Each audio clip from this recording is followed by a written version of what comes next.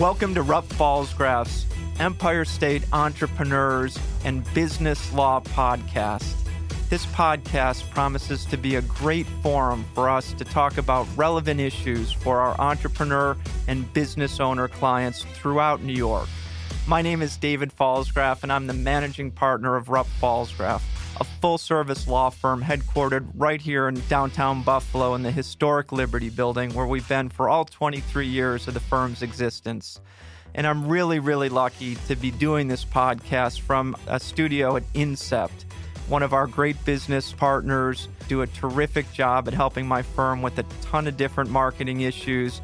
And they're also allowing us to be in this incredibly cool new studio right on Michigan Street in downtown Buffalo, which gives us an opportunity to host podcasts like this. So I wanted to give a quick shout out to our friends at Incept for being such great hosts. With that, let me introduce my dear friend and our business partner, John Gavigan. John's currently the CEO of CrediVault, and in my mind, he's really one of the foremost entrepreneurs in Western New York. Every time I think about John or describe John to others or talk about John and what he's doing for our community, I get a big smile on my face, and I oftentimes laugh because of the incredible enthusiasm and energy, positive energy that he brings to friendships, to our community, to the businesses that he's working on. And really, I owe John a great deal of gratitude, not only professionally for helping my law firm achieve some pretty interesting and unique outcomes that we'll talk about here today, but also personally, many years ago for being one of the main inspirations between introducing me and to my significant other now, Amanda. And it was a pretty crazy story, and I think it had to do with the U.S. Open and maybe 6 or 7 honeydeuces that were consumed at the Open before. Is that what it took to get her on board? I don't know. You're right. But maybe John would have a more unique or better perspective on the personal side, quick, before we talk more about ways in which we've worked together professionally. Actually, that was probably one of the most impactful times, just connecting just you and Amanda, right? We were at the U.S. Open and honeydeuces and the energy and, the train rides into Queens and Flushing Meadows. And it was amazing. And all of a sudden it just clicked. Nicole and I were like, what about Pfalzgraf? She was moving to London, I think, at the time, right? Or maybe she was coming back from London. She was overseas. We all wanted to get this amazing talent. She's a beautiful soul, as you know, to come back stateside. And certainly we love having her in Buffalo, New York, and watch her relationship flourish, and knowing that we had something to do with it. I don't know. It's talking about living your best life. I think we called it Chapter 7 in our life together, right? It's certainly in our book. So well, and for that, we'll always owe John and Nicole a special debt of gratitude, and that sort of led to John and I having an opportunity to work together professionally. And we were thinking boldly as a law firm during a strategic planning offsite a number of years ago, and we were impressed by the work that John was doing in the entrepreneurial community in Western New York, and in particular, as his role at 43 North was flourishing. And we thought, would there be a chance that we could have someone who would really push a group of somewhat conservative traditional lawyers to think about the practice of law differently than our peer group of firms. And so John and I collaborated. We ended up bringing him in to be a facilitator, a moderator of a retreat. And I'll let John talk a little bit about how many boundaries he pushed with us that day, and some of the great outcomes we experienced as a firm.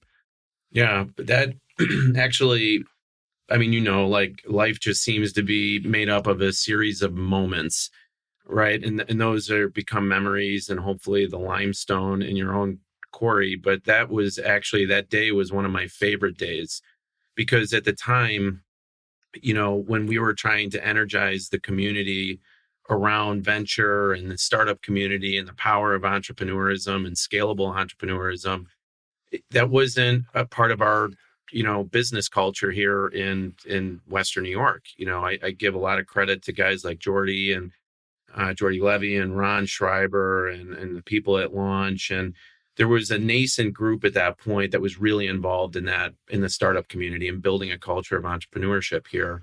Certainly 43 North took a prominent role in that endeavor. But one of the tricks was to engage the rest of the business community. And I remember at the time when you called me about coming into, and it was really difficult to do, right? People are used to making money and developing their businesses in the traditional ways. No doubt. And so here, knowing you call me up one day, and we all know that lawyers and most firms are very resistant to change, resistant to technology. I mean, you probably have had the same billable hour business model for 6,000 years, right? So when you called me that day and you were like, hey, this is what we're thinking about doing. We're going to bring the whole team to 43 North and the incubator and really love the energy around new businesses, et cetera. Could help the region flourish.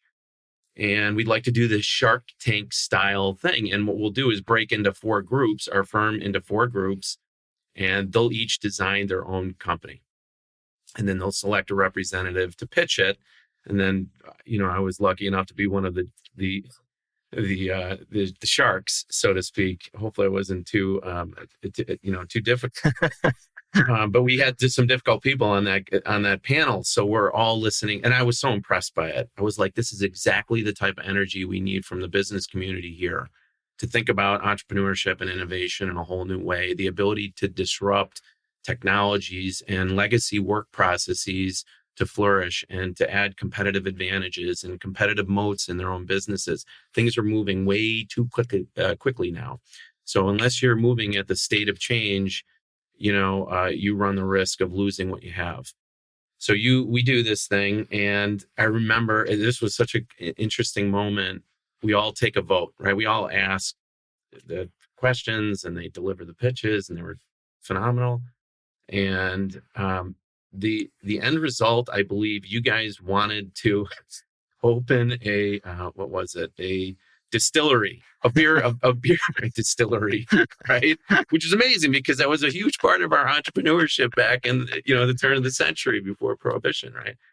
It was us in Brooklyn. So I thought it was really interesting, but one of the pitches were this really unique way that Tony Rupp had come up with, because he had collected all this mental data about how juries make decisions.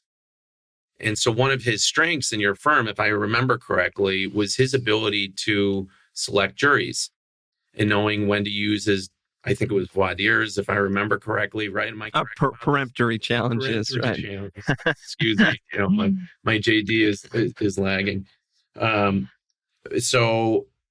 And when I heard that pitch, I was like, wow, that's scalable and that's so unique. And if you could take what's in his head and put it into code and algorithms, and potentially even artificial intelligent systems, then perhaps you can predict, how whether or not we should be taking a new case to trial or whether or not we should go to settlement. And if you can streamline that process, that would give you a really unique advantage in the marketplace. And I saw that quickly, and so everybody wanted to vote on the beer garden or whatever it was, and I thought it was great. I hope you guys still did it so that we can hang out. But at the end of the day, that was the real business, and that was a scalable business. And I advocated that should be the vote. And I believe that since then, right, we connected you with Steve Poland, and you guys went on to go build this platform internally. And to me, knowing the industry and maybe the historical resistance to change, knowing that it was a law firm that was going to take a step in this type of direction, which is so unusual, not only in Buffalo, but now that we've talked to lawyers across the country and internationally, it's the same everywhere. The fact that you guys took that step was a boost of confidence, not only in my sales ability to sell you on the idea of like, this is where you should go. It was more of, I was so grateful that a service provider in our community got it and that they were taking their resources to go develop something that could create a great business that would ultimately lead to jobs, that would ultimately lead to building a better community, et cetera. and not only providing value to the markets that ultimately you've served with go to verdict. And so that's been a successful endeavor for you guys, and Quite a successful one. It's actually one of my favorite memories from that time. It's neat. And if you fast forward then 6 or 7 years later, after that fun Shark Tank exercise that John helped to facilitate, Go to Verdict has become somewhat of a leading institution when it comes to utilizing analytics and research when it comes to selecting a jury versus sort of the traditional hunch and feel method that lawyers had used for centuries. And so we're trying to sort of turn that process on its head. And Tony Rupp's been very, very, keenly engaged in that with entrepreneurs like Steve Poland to try to commercialize what my law firm is now using internally. But is there a market externally where we could have other lawyers benefit from having information fed to them as they're picking juries real time, as opposed to being in the dark in terms of trends that they might see with jurors because of their background. So really neat. And we are appreciative that you sort of pushed us to think more about GTV or Go to Verdict than you did about launching the distillery. Which it's amazing to me you guys decided to go in that direction, and how unique it was, particularly at the time. I think we're seeing more and more businesses kind of go in that direction. Partly because it's really, really exciting, but it also protects their interests that they're currently working on and gives them new blue ocean to explore with other things that are trapped in their heads that could be, born into new products and add value to other to markets that are consistent with what they know. So it was just a great example. It was actually, truly, it was one of my favorite moments because it's like hitting another inflection point. These little limestone layers just have been building over time in our community, and that was a really great example of it. And as I think about your career path, John, and we're going to get into CrediVault, and John's currently the CEO of a very unique and kind of fast-growing company called CrediVault. And I'd like to think we helped motivate or inspire you a bit to see that there was opportunity in the legal community to be a disruptor, both back then as far as picking juries traditionally or in a more modern way, but also today too with the way wires are initiated each and every day, thousands and thousands of wires. You saw an opportunity to sort of disrupt the traditional legal marketplace. So I want to hear about CrediVault and WireVault, but before we get to that, tell me a little bit about 43 North, your experiences at 43 North, and thereafter at Endeavor, in ways in which you think that those experiences have led you to be in a great position today to help accelerate the growth of a business like CrediVault. What did you learn or what did you see during those experiences that benefited you today? I think when I reflect on it now, I realized how much all of my prior experiences led to 43 North. So it actually is equally as helpful to go back in time a little bit, and I'll try to do it quickly. But I went to school for accounting at University of Binghamton, and it had still does an exceptional accounting program. I didn't even know going into college that there were other real majors. I was good at math, and there was two sides of Binghamton for me. Number one, when I was in my first accounting class, my first week of freshman year, my professor in the class said, he was very disenchanted because people weren't answering questions, and apparently we blew a test or something. And he threw the papers down, and he's like, "You guys seem to forget that you think you're here to learn accounting. What you really are here to learn is how to generate business first. The service that you're providing happens to be accounting, but you're generating business first."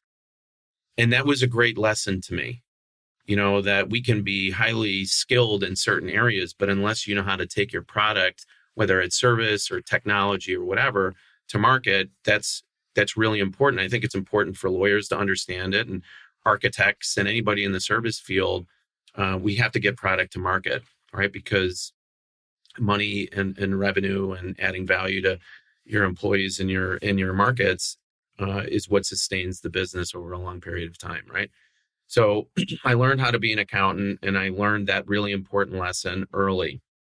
And my second lesson was really at Xerox and learning how to add the science of business development and product development to the art of business development, right? There's a natural skill set, right? Just the congeniality with people and listening skills and things of those nature that are kind of the art part of sales. But there's also a science, it's math, right? You have to have a lot of at-bats. You got to know what your win rates are to move things from stage to stage. And I learned that at Xerox and I'm very grateful for that. And I also understood how an international company operated. So a lot of learnings there. I learned how to manage people and a lot of tools. I then parlayed that to XSI, Zero Graphic Solutions in 2006. I knew I wanted to be an entrepreneur, take these lessons and really generate opportunities for me and my family and the customers that I had supported. And that was my first real business endeavor. And that's really where I learned entrepreneurship, how to take a look at the business as a six-sided Rubik's Cube, from operations to financing, to sales, marketing, cash flow. All these different elements kind of got looped into one business that my partner and I were responsible for. And it was very successful. And we built a great business. We sold that business to Xerox in 2011. So going through that process of M&A, really interesting. And so had it not been for those experiences, I would have never even really known that something like 43 North even existed. I didn't really understand the venture startup space. Those were foreign words to me because I was working in enterprise businesses, And it was our mutual friend, Bridget Doherty, that had called Sharon Randasio, who's one of my close friends now, and had recommended me for the job that was available to be the executive director of 43 North, this business plan competition. Ironically, the same day I'm looking at the newspaper and my predecessor had left, and I said, God, this would fit me so perfect. And I wanted to shift my career back to Buffalo, and I was doing a lot of traveling, and it just worked out. And what it taught me was really what scalable startups and really how broad the world was in disruptive and transformative technologies and businesses, and how much of an impact those types of businesses can have on a community. There's a book, the New Geography of Jobs, that had highlighted that one job of innovation, like a software engineer or like a coder or somebody in the innovation space, the startup space, actually has a catalytic multiplier effect of 5 jobs in the service sector. So 1 equals 5 in the manufacturing space. And then why the reason why everybody wants manufacturing is a 1 to 3 multiplier effect. In our space, is 1 to 5. So, and that's 3 trained service people and 2, so 3 skilled, 2 unskilled. So you get a barista and a restaurant tour, a server or whatever, and you get 2 lawyers and an accountant because of 1 job in that space. So you could see the multiplier effect that something like this in our community could have. And it gave me that knowledge. It also gave me the knowledge of venture capital, startup, learning from people like Eric Reich and Bill Maggio and Ron Schreiber and Jordy, and then by extension, communicating our message of Western New York and how this community was ready to go to its next step. And being able to cascade that message across the United States was really an unbelievable experience. And I learned a whole new industry. When Endeavor came on board years later, I figured out that there was an international flavor to this, that it wasn't just domestic.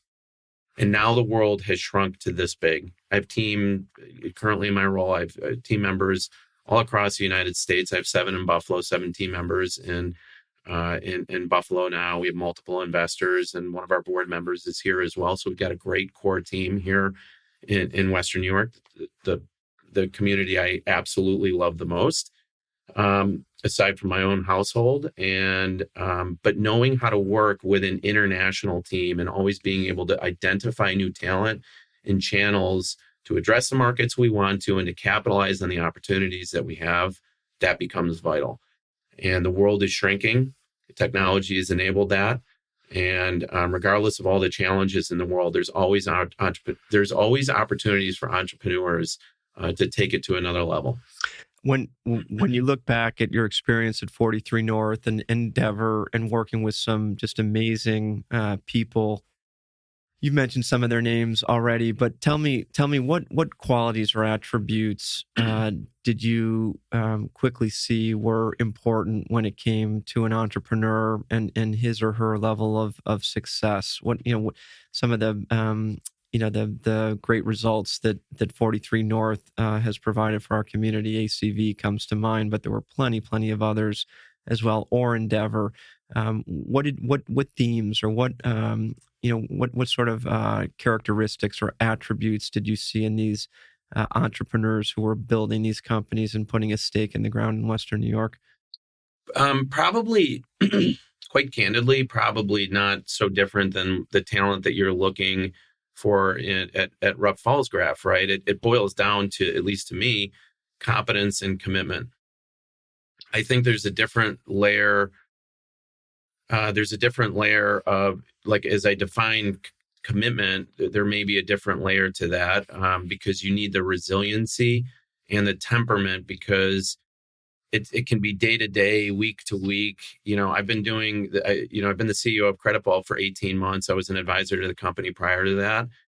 And I can reflect back on literally the hundreds of challenges that we had to overcome to get to the point we are today, which is releasing a new product in a week and a half, which is going to be our second product. And knowing how difficult it was to get through each one of those things. But who was it? Matt Damon in Martian said, you just solve one problem at a time. And if you're lucky enough, you get all the way home. So finding resiliency, because you're never short of problems. Number two, I would tell you that it is, you have to commit to the philosophy. And I've seen this with other entrepreneurs and other leaders of startups. You have to commit to the philosophy that there's always an answer to a problem. And if you're diligent enough and you're surrounded by good enough talent, you'll find the answer to get through that one moment so that you have another moment to address. You do that enough times, you're going to reach your next milestone. You reach enough milestones, you're going to create something valuable for your market, for your employees, for your investors, for your community, for your home, your family. And so that's what I've seen in entrepreneurs. But you're an entrepreneur as well. I'm sure you have the same challenges or the same approach, similar. The other side is commitment or competence. So I realized as CEO, my real job is chief listening officer.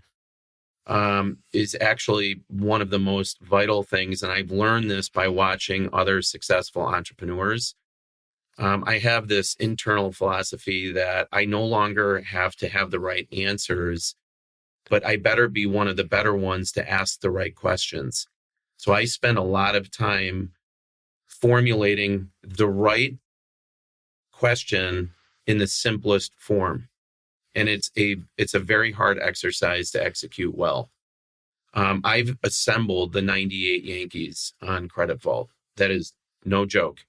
We have some of the best, most talented people I've worked with in my professional life. And what I've realized is they're so much smarter. They have acumen in so many other spaces that I don't have naturally. So by asking favorable questions, generally they're the ones coming up with the greatest ideas or solutions or how to address a problem that we may be faced with or an opportunity that we have in front of us.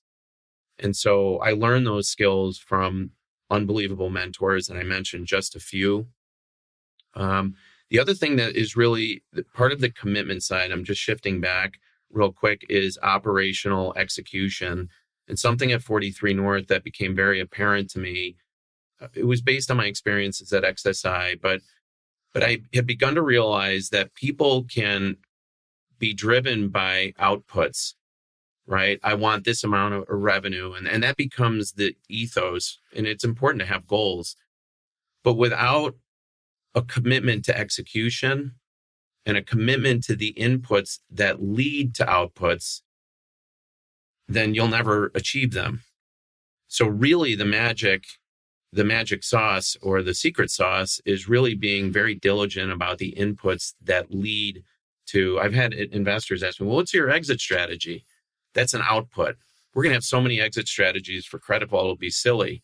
But in order to achieve those different branches or opportunities, we have to stay focused and execute on what's in front of us and what the new milestones are over a period of time. And it took me literally watching some of the best entrepreneurs around the world and how they approach their business, and the way they operate and manage their business. All of those lessons kind of led to, again, building the proper limestone layers that put me in position to, I think, be a relatively effective CEO in what I'm doing. Can you talk a little bit, expand on that a bit with CrediVault and WireVault, and talk to us about some of those inputs that you saw that were effective, or maybe some that were ineffective over the last 18 months? Give everyone a sense of the scope and magnitude of CrediVault, what you're working on now, and what lessons you found to be most valuable as you built out this new platform you're working on today. The application of WireVault, essentially, just real quick, we collect wire information to protect law firms from wire fraud, which is a big problem, not only domestically, but particularly overseas, where that's all they do is wires. Right? We have a lot of different payment systems, but in the U.S. alone, it rose 46% last year. It's a big problem. Law firms are a honeypot because cyber criminals have technology to overcome some of the security infrastructures that are currently available in law firms, right? So we unpacked this problem. We went to law firms, understood their funds flow process and how they get money flow between buyers and sellers in various transactions like real estate, M&A, buy, sell, et cetera, right? When we started talking to investors, which is the fuel to build product and get to the next milestones, we call it traction.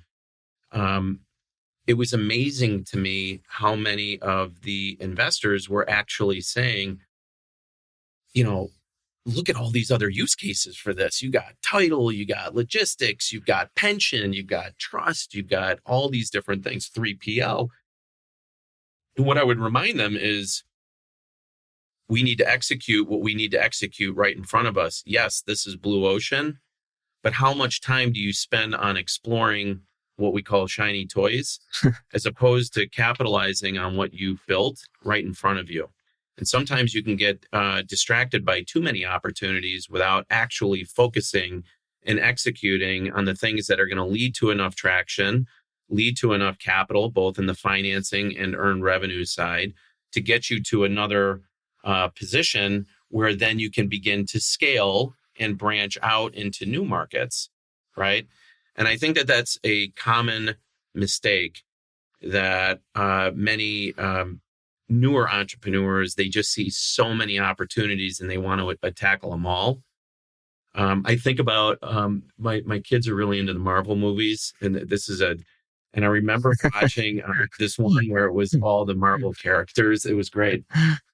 And Flash was in his first fight. Okay, so Flash, who's the young one, is in his first fight. And Batman's kind of like the old, guru, and he's kind of the leader of the troop, right? I can't remember what movie it was, but it was great. Anyway, Flash is like concerned because there's like hundreds of bad guys around, and Flash is like, I don't know what to do. And so Batman said, just go save one person. Just go save one person and you'll know what to do next. And it really resonated with me from a business perspective. Like, go save one person, you'll likely be able to save two, and it'll multiply from there. And I think I would say is probably the number one. Talk about human capital for a minute and what you're seeing in our Western New York community. And do you see a need to continue to build out that human element and be able to recruit from outside of Western New York? And how many challenges have you had in that regard, or how much successes have you had when it comes to building out your team with this neat new CrediVault?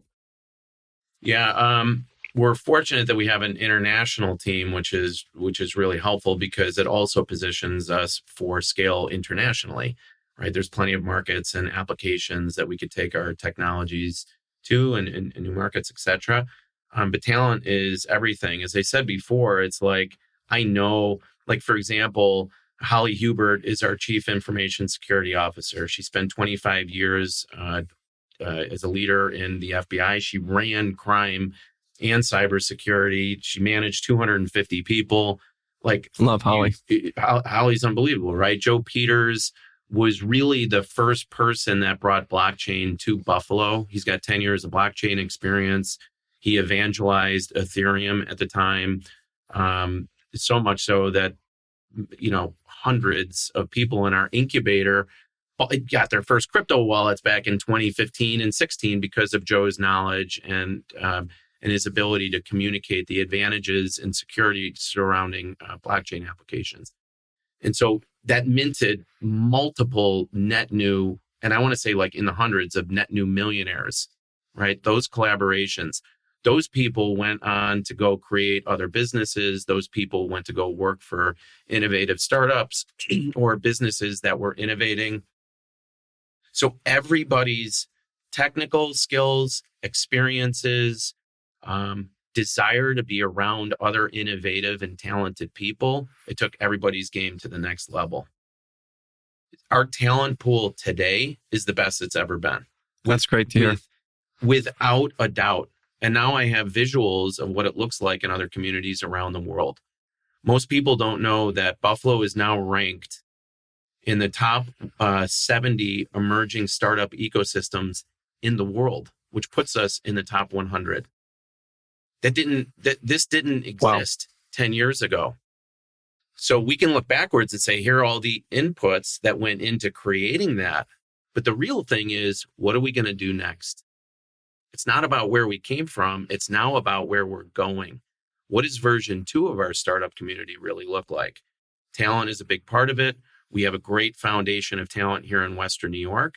But candidly, more, as we've seen with our population increase, particularly among young people here over the last decade, people want, and people trying to move from the coasts, right? Whether it's unfortunately New York City or Silicon Valley, it's just too expensive, right? There's other complications out there. They're gravitating to communities like ours. And so that presents us a really good opportunity to brand our community, both domestically and internationally, that we're a great place to go start, build, and create these businesses and find the necessary talent to fuel them. We're at a really good inflection point, but it's also important for us to tell that story in a much broader scope.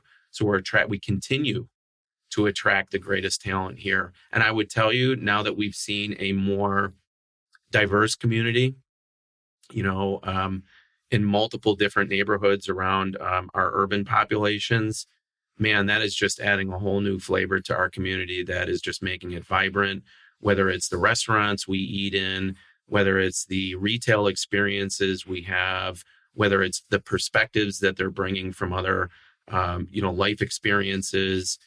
It's just enriching our community in such a way that candidly, I'm actually grateful that this is where God chose me to live. And I think that if we continue to think through a spirit of abundance and not scarcity, as Bill Maggio would say, I think that there's no stopping what this community is capable of doing together.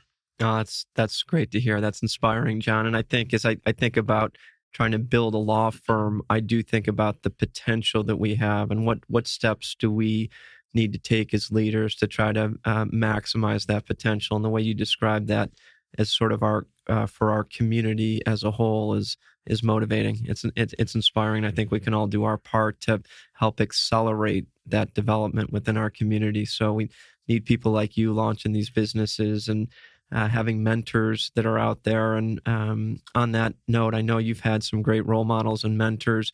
What advice would you give to younger entrepreneurs, John, when it comes to trying to find the right fit as far as a professional services firm, as far as a a mentor or a role model, people who had an influence in your life, you were blessed and enriched as a result of, but not everyone might have that network or that ability to step right in, to have that sort of those leaders around them. So any advice to a young entrepreneur who's out there working his or her butt off, trying to build their business and ways in which they can try to accelerate some outcomes for their business as well? Yeah. What advice would I give? First bit of advice, if you're not winning, you're learning. And I think most people don't actually understand what that means. Like, you don't have to be, success is in the learning. So young entrepreneurs, that every experience you have, good or bad, whether or not you were successful in that endeavor or not, it's really important to take learnings away from that. Okay. So I would say number one is more philosophical, and you got to capitalize on those learning opportunities. So number two is, we're lucky to be in a community that's so open, that so wants people engaged. It's interesting that our community is not necessarily about getting names on street signs anymore, right? This is about finding your way on a big bronze plaque that someday will be sitting in City Hall, that this was the generation of Buffalonians that changed the course of direction in their community and became an example to other communities around this country. We were a startup in the startup space or the venture space 10 years ago. We're no longer a startup. We're a scale up. And whether or not we're a startup or a scale up as a community, there are ways to get engaged with this community so that you too can find your way on that plaque, because every touch point, every win, every resource that wants to add the value of their learnings along the way will contribute in some way to this community. If you're a parent and you're at dinner tables, you should be talking entrepreneurship and getting engaged in this place. If you're a new entrepreneur, you want to get in this space, Buffalo Startup Weekend is happening, I think, in a couple of weeks. You got 43 North launching their big event at the beginning of October. There's thousands of people that show up, and they socialize with other people and they network. That's touch point number one.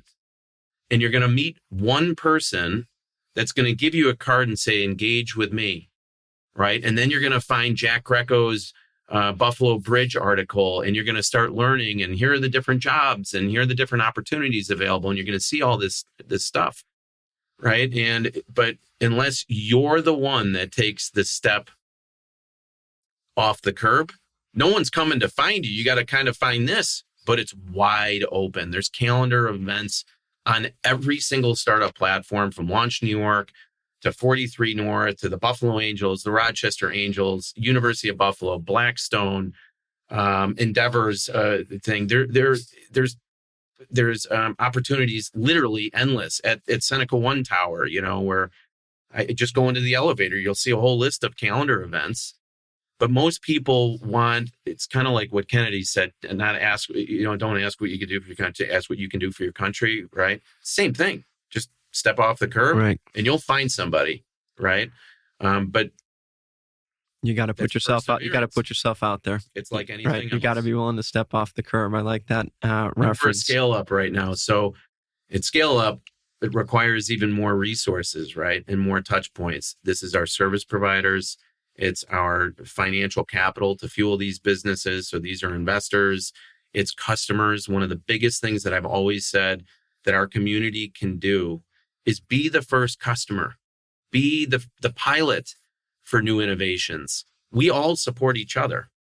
And make no mistake, 8 of the top 10 foundations in this community, which touch all of our parks, educational systems, our medical, life, security, law enforcement, whatever. These are all foundations that contribute into making a more enriching life in our community. 8 of those 10 foundations were developed through the wealth created by entrepreneurs. This is the pathway to creating a more vibrant community. without a doubt. And so the more you can get engaged by, yes, I'll be a customer. Yes, I have my hand up to be the first pilot. Yes, I'll be an investor. Yes, I'll be an employee. Yes, I'm going to talk to this about with my grandkids sitting at Sunday brunch. Yes, there's a role to play. This is our inflection point, in my opinion, as a community, but without a doubt, at least in the last, since 1908, we were the 8th largest city in the country. And then all sorts of things happen along the way. So in 100 years, this has become our moment. That's great, John. Last question. Most rewarding aspect of being an entrepreneur. You've bought and sold businesses. You've helped to build businesses. You've had some great success. You've had some failures too. But give our entrepreneur listeners a sense of what you found to be most rewarding throughout your career by being this sort of serial entrepreneur. I hope, well, at the risk of sounding a bit God-like, because everybody's got a different religious appetite or spiritual appetite. But for me, it has been the closest thing that I've had in my relationship with God. I thank God every day that I'm in, literally, this is a daily occurrence, that I thank God that I'm in the position because I feel alive. There's no other way to explain it. I don't feel as alive. And, in my whole life, I honestly feel like what I'm doing is what I'm meant to be doing. And I know that I know that God's working through me because he knows how much I care about my community, how much I care about my investors, how much I care about the success of these unbelievable, talented people that I work with. When I get up in the morning, and it's difficult to get up every day because I'm working 18 hours a day, right? So this can be challenging. And some days are better than others. But you know what gets me out of my bed? Thinking that I have to execute for Rupp Pfalzgraf on the deployment on October 2nd. Or I think about Gene Grams as saying, he's one of our investors, and I think about him, right? That I'm doing the work, or I think about a specific employee, and that's motivation enough for me to get out of bed. And at the times that I need it, and I know that at the risk of being disrespectful, the big guy is standing right next to me doing this. And God willing, it'll all go back into making our community better. It's a pay it forward mentality, and I've got the most powerful source sitting right on my shoulder. So that's great, John.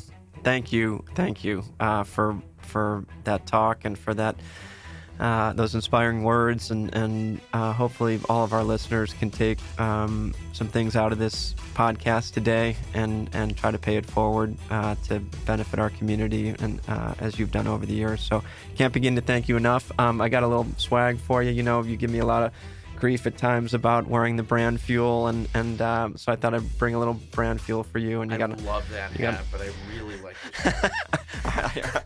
I really like the shirt. I hate to do it. We're about the same size. I have a little bit broader shoulders, but I'll put the hat on. You got the hat, I got the shirt. I swear to God, I was looking for a blue one. I'm not kidding. We'll call that a wrap. I love it. Great. That was awesome. Well, I guess that's a wrap. John, I can't begin to thank you enough for sharing all that insight, for motivating all of us today, for inspiring me with some of those great stories. I also wanted to give a shout out to our friends at INSEP for allowing us to be in this super cool studio so that we could host this podcast with John today.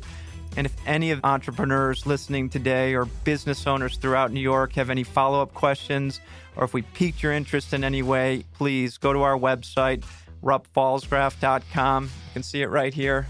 A little confusing to spell, but I promise you'll get the hang of it.